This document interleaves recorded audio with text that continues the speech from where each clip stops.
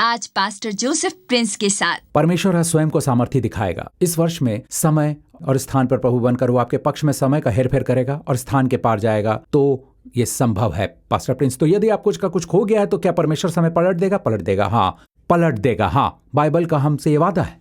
वास्तव में मैं बड़ा खुश हूं कि ये उसका भाग है जो पिछले वर्ष से आया है। पिछली वर्ष का वर्ष हमने ये देखा, हमारे लिए बीता वर्ष पिछली वर्ष का वर्ष था। मैंने इजराइल को देखा।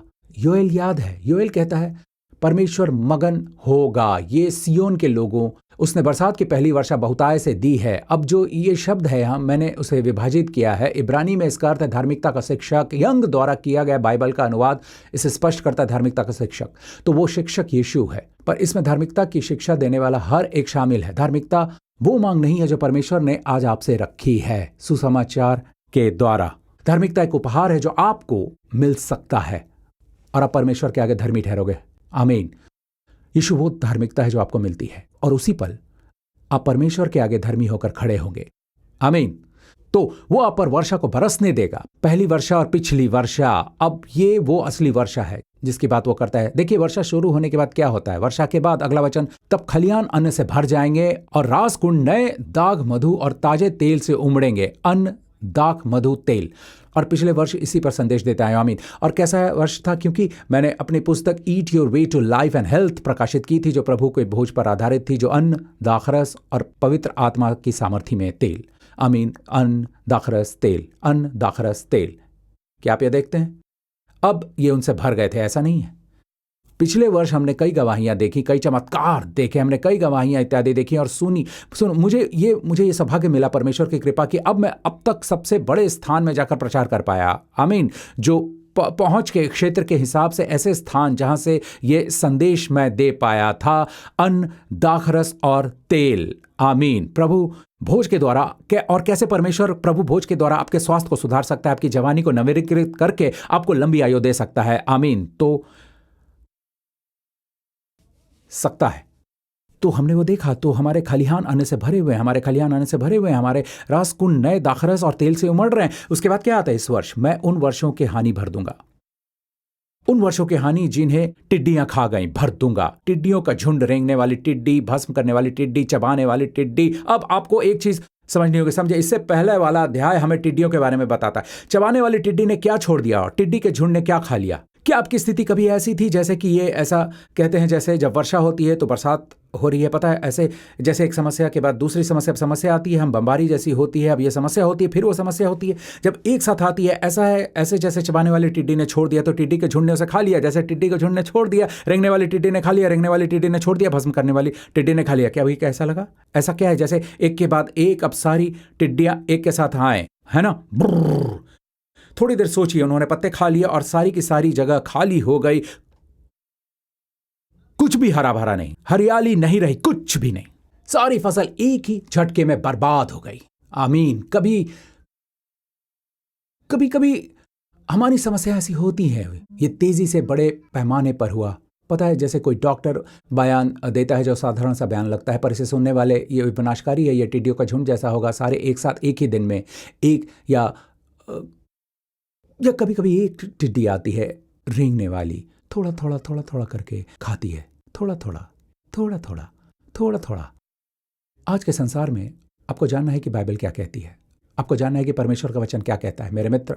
आमीन। ताकि परमेश्वर आपके उन वर्षों की भरपाई कर दे। वो वर्ष, मैं तेरे उन वर्षों की भरपाई कर दूंगा। परमेश्वर कहता है मैं तेरे वर्षों की भरपाई कर दूंगा। इसका अर्थ क्या है? मैं परमेश्वर के वचन को स्वीकार करूंगा। आप और भी स्वस्थ और मजबूत हो सकते हो और आपकी इस बढ़ती हुई आयु में पहले से अधिक बुद्धिमान होगे। मैं कौन सी आयु नहीं कहूंगा, पर मान लो जब आप 20 में चल रहे थे, उससे बढ़कर मैं उन लोगों की गवाहियां सुनता हूं जो परमेश्वर द्वारा आशीष पाते हैं। मैं बता दूं, आज वो पहले से अधिक मजबूत हैं, उनके अंदर उससे भी बढ़कर ऊर्जा है जो उनमें 20 या 30 की आयु में थी, जब वे सदा थके रहते थे। इसके लिए परमेश्वर पर विश्वास करें। परमेश्वर आपके उन वर्षों की भरपाई कर सकता है। परमेश्वर आपके उन वर्षों की भरपाई कर सकता है। ये न कहो कि ऐसे कहो जो अतीत था वो अतीत था, तब आप समय के क्षेत्र में जी रहे थे तो अतीत था। परमेश्वर वो कर सकता है। आमीन। एक जोरदार आमीन हो जाए। क्या आप इसका रहस्य जानना चाहोगे? परमेश्वर ऐसा कर सकता है। सबसे पहले मैं आपको परमेश्वर की योजना दिखाना चाहता हूँ। अय्यूब 33 और अय्यूब 33, तो वो उस पर अनुग्रह करके कहता है, जब वो परमेश्वर को पुकारता है तो परमेश्वर कहता है उसे गड्ढे में जाने से बचा ले। शायद वो परमेश्वर स्वर्गदूत से कह रहा है, ये कहकर मुझे छुड़ौती मिली है। अब उस छुड़ौती को जानते हैं, आपके बदले कौन है? यीशु। तो परमेश्वर कहता है मुझे छुड़ौती मिली है, तो उस पापी को गड्ढे में जाने से बचा ले। आमीन। उसकी देह, देखिए ये हम लोगों को उनके बचाए जाने के बाद नहीं सिखाते, वो उस गड्ढे में जाने से बचा लिए जाते हैं। हमें उन्हें सिखाना ही चाहिए। सुनो, तुम्हारी देह बालक की देह से अधिक स्वस्थ हो चुकी है, समझे? ये एक वादा है, ये परमेश्वर का वचन है। हर एक पवित्र शास्त्र परमेश्वर की प्रेरणा से रचा गया है, समझे? उनकी देह या आप देह को आत्मिक कैसे बना सकते हैं? उसने ये नहीं कहा कि आत्मा स्वस्थ हो जाएगा। ये देह, मुझे परमेश्वर पर विश्वास है, अगर आप नहीं ये चाहते मैं वापस ले लूंगा। आमीन। विश्वास करने वालों के साथ ही होता है, उनके लिए जो कहते हैं आमीन आमीन। आमीन का मतलब ऐसा ही हो।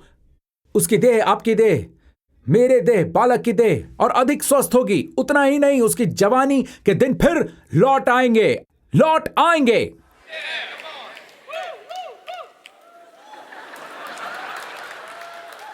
अब समय के बंधन में बंधी बुद्धियों ज्यादा ना सोचें। जो अतीत था अतीत है। अब समय के बंधन में बंधी बुद्धियां ज्यादा ना सोचें। जो अतीत था अतीत है। मुझे अपनी जवानी के दिन याद आते हैं, वो यादें ही हैं। परमेश्वर कहता है आपकी जवानी के दिन फिर लौट आएंगे, फिर लौट आएंगे आपकी जवानी के दिन।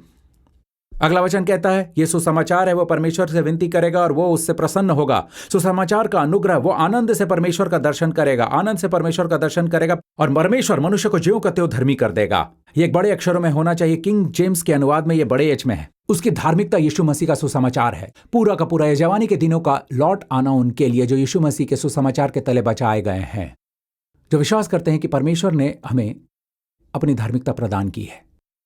आमीन। क्या आप मेरे साथ हैं? क्या आप इसका रहस्य जानना चाहते हैं? मैंने अभी आपको बताया, पर इसका रहस्य सुलेमान के मंदिर में मिलता है। इसके लिए बुद्धिमानी चाहिए, ठीक है? मैं इसे आपको अभी बताऊंगा जो प्रभु ने मुझे बताया, ठीक है? ये हौज में मिलता है इस प्रकार। इस चित्र को देखें, यहां 12 बैल हैं, 12 बैल, 3 एक और आमीन, 3 उत्तर, दक्षिण, पूर्व और पश्चिम की ओर मुंह किए हुए। क्या आप देख रहे हैं? और यह है वो हौज और पानी। इसमें लगभग 100 मन पानी भरा जा सकता है। और तब याजक आएगा। सुनो, वो वहां आएंगे, पता है तब वो कैसे? वो नल नहीं था, तो उनके पास पानी कैसे आया?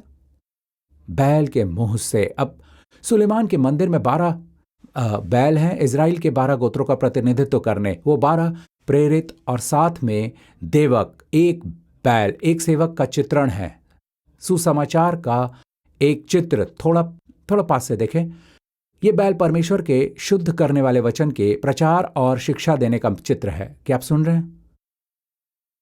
देख रहे हैं आप? ये कुछ ग्रहण नहीं करता। लोग वहां नहीं, याजक वहां ऊपर जाकर अपने आप को स्वच्छ नहीं करते, नहीं, वे बैल के मुंह से निकलने वाले पानी से स्वच्छ होते हैं। आप उस कहावत को जानते हैं जो लोग बोलते हैं तुम्हारे अंदर विश्वास नहीं है, विश्वास आता है। राजा जेम्स के पुराने अनुवाद में विश्वास आता है। सब कहेंगे विश्वास आता है, पर पास्टर प्रिंस मेरे पास विश्वास ही नहीं, मैं कैसे मानूं मुझे चंगाई मिलेगी? विश्वास आता है, विश्वास आता है। पुरानी अंग्रेजी का यह अनुवाद है राजा जेम्स के अधिकारक अनुवाद से। विश्वास आता है, विश्वास नहीं है। अब आप भय, चिंता, घबराहट जैसी चीजों से भर के विश्वास आता है कैसे? जो विश्वास सुनने से और सुनना मसीह के वचन से होता है। सही? क्या मैं सही हूं? पर यह विचार ही सुनना 2 बार इस वचन में कहा गया, पर इसका विचार है यह सुनना और सुनना और सुनना और सुनना और सुनना और सुनना और सुनना और सुनना। अगर शैतान आपकी देह पर हमला करता है 24 घंटे 24/7, आमीन, सुनो, आपको उसको भी बढ़कर सुनना होगा दिन और रात। अगर विशेष रूप से आप पर आक्रमण हुआ, डॉक्टर कहता है आपके पास जीने के लिए कुछ महीने बचे, सब भूल जाओ, आमीन, और वचन पर ध्यान दो, आमीन। यीशु के नाम से इसे अपेक्षा ना करो, आमीन। समय और स्थान के वर्ष में मैं कहता हूं इसी पर ध्यान दो, ये आपके लिए सुरक्षा है। शैतान किसी दिन छुट्टी नहीं करता, पता है? शैतान पुनर्मिलन के भोज के लिए नहीं जाता, वो कभी अनुपस्थित नहीं रहता।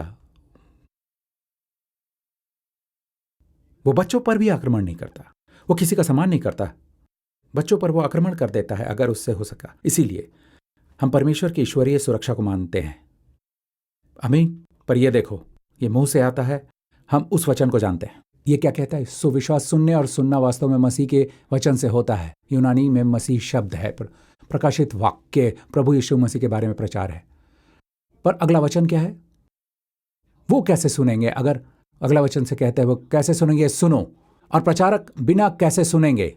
तो विश्वास करने का विचार सुनने से आता है, और वचन के प्रचार को सुनने से, वचन के प्रचार द्वारा। ठीक है, ये देखो, एक राजा 7:25, और वो 12 बने हुए बैलों पर रखा गया, जिनमें से 3 उत्तर, 3 पश्चिम, 3 दक्षिण और 3 पूर्व की ओर मुंह किए हुए थे, और उन्हीं के ऊपर हौज था, और उन सभी का पिछला अंग भीतर की ओर था। वैसे अगर आप एक बैल हैं तो मेरी बात सुने, आपको क्या लगता है कि उसके मुंह से पानी कैसे निकला? क्योंकि उनके ऊपर हौज रखा हुआ था। उनकी पीठ और पेट में एक खुली जगह थी जहां से अंदर से पानी पहुंचता था, और उसके बाद उनके मुंह से निकलता था। यीशु कहता है, यदि कोई प्यासा हो तो मेरे पास आकर पिए, तुम्हारे हृदय में से जीवन के जल की नदियां बह निकलेंगी। अब ये देखिए, पीना आपके व्यक्तिगत उपभोग के लिए है, आप अपने लिए पीते हैं। नदियां दूसरों के लाभ के लिए है। एक पास्टर या अगुआ या शिक्षक यीशु के साथ समय नहीं बिताता, उससे प्राप्त करने वो पहले नहीं पीता। वो बाइबल के पास जाकर केवल एक संदेश तैयार करता है। वो अपने लिए नहीं पीता, वो पानी निकालता है। वो प्यास से मरता भी होगा और पानी निकालता रहेगा। नहीं, यीशु कहता है, मेरे पास आओ और पियो, और वहां वचन स्थिर है, पीते रहो। जैसा कि आप पीते रहते हैं दूसरों के लिए बिना निकाले, आप अपने लिए पीते रहो, तो आपके हृदय से नदियां बह निकलेंगी जो लोगों को आशीष देंगी। मेरी प्रार्थना है कि हर रविवार को नदियां बह निकलेंगी, पर मुझे पता है नदियां नहीं बहेंगी अगर मैं नहीं पीऊंगा। तो हौज में का पानी किसी विशेष जगह जाता है, किसी नाले या जो भी है, और जो पेट के भाग में जाता है और उसके बाद मुंह से निकलता है। ठीक है, अब इसे देखिए, ये वो प्रकाशन है।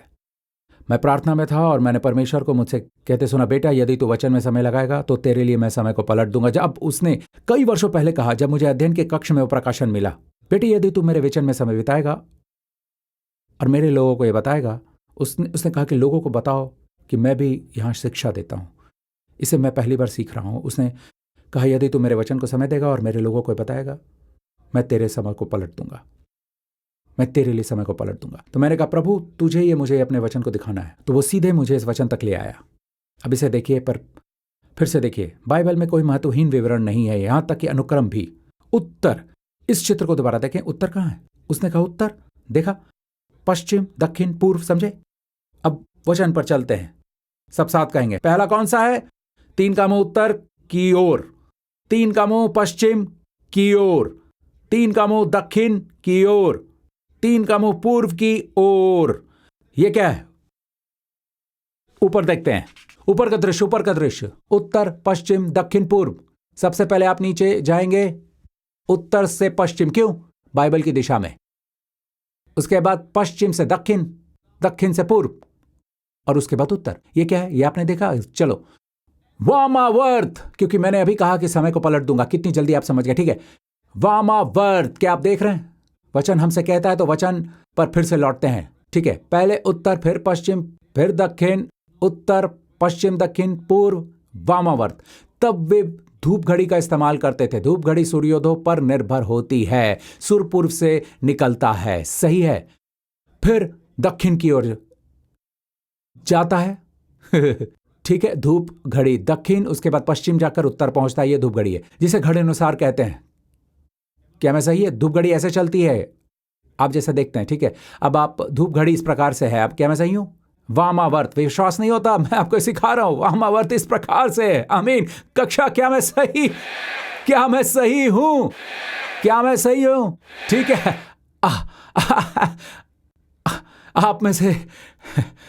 आप में से कुछ असमंजस में हैं। ठीक है, तो जब परमेश्वर ने ऐसा कहा था, परमेश्वर कहता है इसे देखिए, अनुक्रम को। बाइबल में कोई महत्वहीन विवरण नहीं है। इसका अर्थ है, अगर आप स्वयं को धोने में समय लगाएंगे, वचन के पानी से धोने में, परमेश्वर के वचन द्वारा, मैं तेरे लिए समय को पलट दूंगा, मैं तेरे लिए समय को पलट दूंगा, मैं तेरे लिए समय को पलट दूंगा। आमीन। बाइबल में राजा हिजकिय्याह की एक कहानी है, जो एक अनमोल राजा था। वो एक सुधारक था, और वही लेकर आया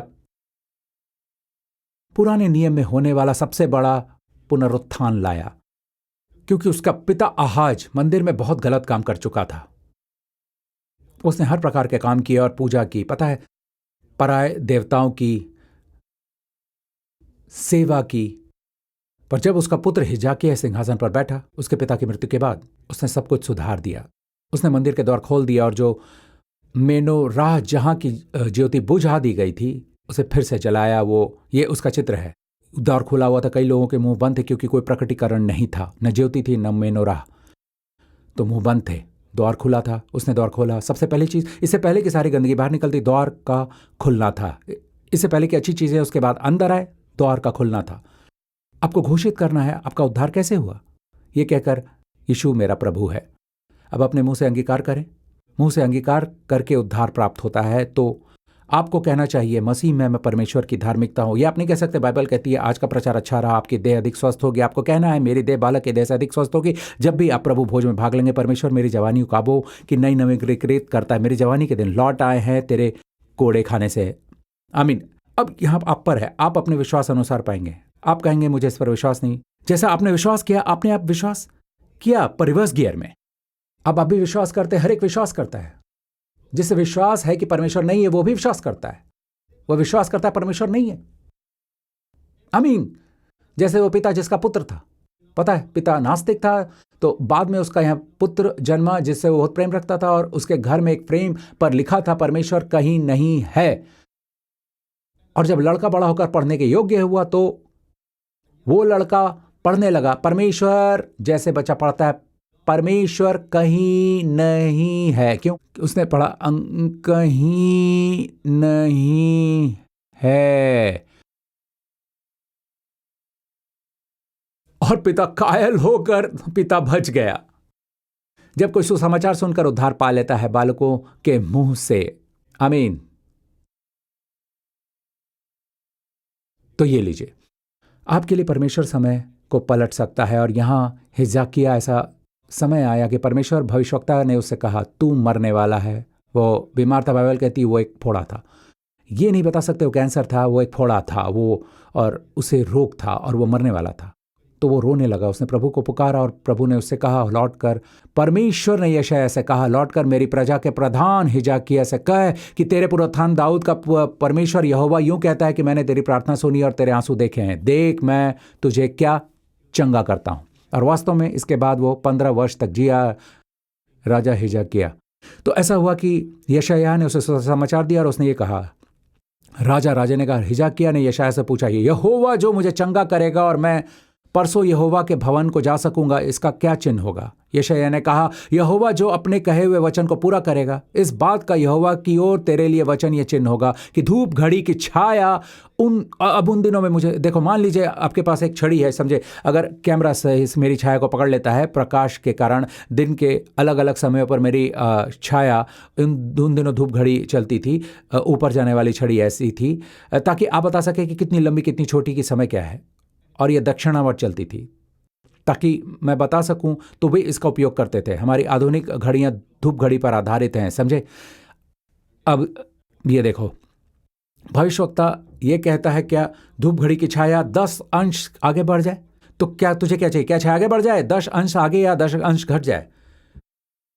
अब हिजकिय्याह बुद्धिमान है। हिजकिय्याह ने उत्तर दिया, छाया का 10 अंश आगे बढ़ना तो हल्की बात है, इसलिए ऐसा हो छाया 10 अंश पीछे लौट जाए।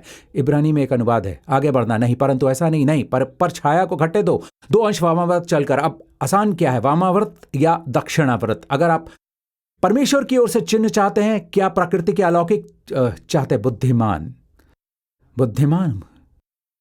हिजकिय्याह जैसे लोग। ठीक है, देखो, उसने समय को फिरने की मांग की। तब यशायाह भविष्यवक्ता ने यहोवा को पुकारा, और आहाज की धूप घड़ी की छाया जो 10 अंश ढल चुकी थी, यहोवा ने उसको पीछे की ओर लौटा दिया। ओह हालेलुया, ओह हालेलुया, परमेश्वर ने समय को फेर दिया और ये हमारे लिए एक चक्र काट कर लौटाया। आमीन। हमने तीसरे दिन की बात की, हमने समय के फिरने की बात की, धूप घड़ी की, और ऐसा हम होता देखेंगे इस कहानी के अंत में। आमीन। परमेश्वर आपसे कह रहा है, उस पर संदेह ना करो। आमीन। प्राकृतिक में मत रहो, हर दिन दक्षिणावर्त के अनुसार न जियो। आमीन। आप वामावर्त अनुसार भी जी सकते हो, आप प्राकृतिक के क्षेत्र से बाहर भी रह सकते हो। हे पिता, हमारे लिए समय को पलट दो, समय को पलट दो। जो वर्ष हमसे चराए गए हैं उन्हें लौटा दो, जो वर्ष हमने बर्बाद किए हैं उन्हें लौटा दो। हे प्रभु, उन वर्षों को लौटा दो जिन्हें शत्रु ने हमसे चराए हैं, हमें लौटा दो प्रभु, हर वर्ष वो वर्ष। और प्रभु, हमें अच्छे दिन प्रदान करो आने वाले इस वर्ष में, कि अगर हम बुरे दिन में गिरते हैं, आपका धन्यवाद कि ये अस्थायी है, क्योंकि ये एक वचन है, ये एक बुरा दिन, पर आपका धन्यवाद प्रभु कि आपके अच्छे दिन अच्छे होंगे। ऐसा हमारे लिए इस वर्ष में होगा प्रभु। और पिता यीशु के नाम से उकाब की नाई हमारी जवानी लौटा दो। आमीन। हमारी देह बालक के देह से भी स्वस्थ हो जाए प्रभु। और पिता, हमारे स्वास्थ्य पुनर्स्थापित करो। हे पिता, सबके स्वास्थ्य को जल्दी से सुधारो प्रभु, हमारे स्वास्थ्य को प्रभु जल्दी से सुधारो प्रभु, ताकि बुढ़ापे में भी हम उछल सके प्रभु, एक हिरनी के समान, एक आनंदित हिरनी के समान प्रभु। और हम आप में मग्न होंगे प्रभु, उस लंगड़े व्यक्ति के समान जिसने कूद कर चलते हुए परमेश्वर की स्तुति, उससे प्रतिबंधित न रहकर, जो न तो शारीरिक दुर्बलता से प्रतिबंधित होकर, न हमें बल दो प्रभु यीशु के नाम से। पिता, मैं आज्ञा देता हूं, ये लगातार रहने वाली थकान को आपके जीवन से निकल जाए प्रभु यीशु के नाम से। और बल, असीम बल, प्रभु परमेश्वर अपनी प्रजा को बल देता है, बल आपका भाग बने अभी के अभी यीशु के नाम से। आमीन। स्वर्गीय पिता, आपका धन्यवाद। मैं इन सभी को पवित्र ठहराता हूं पिता, तेरे प्यार भरे हाथों में। हे पिता, एक एक के लिए आपका धन्यवाद। पिता, हमारे अंदर तेरे वचन के लिए जुनून और भूख पैदा कर, हम समझ पाए पिता कि हमें हर दिन वचन के जल से धुलने की जरूरत है। और पिता प्रभु, हमें शिक्षा दे कि तेरे वचन को हर चीज से बढ़कर माने। बाकी सब कुछ रोमांचक है, समाचार और वास्तविकता, रोचक जानकारी, पर उनमें शुद्ध करने की सामर्थ्य नहीं है, उनमें जीवन देने या स्वास्थ्य करने की क्षमता नहीं है। पर आपका वचन पाने वालों के लिए ये जीवन है, उनके देह को संपूर्ण स्वास्थ्य मिले। मेरी प्रार्थना है कि इस वर्ष हर एक आपके वचन को लेकर चलेगा और वो तेरे वचन उपेक्षा न करें, कि वे बाइबल को संजोना सीखेंगे, कि वे आपके साथ अपने समय को संजोना सीखेंगे। प्रभु यीशु के नाम से पिता मैं मांगता हूं, और मैं सारी महिमा और आदर तुझे देता हूं यीशु के नाम से। और सबने कहा आमीन।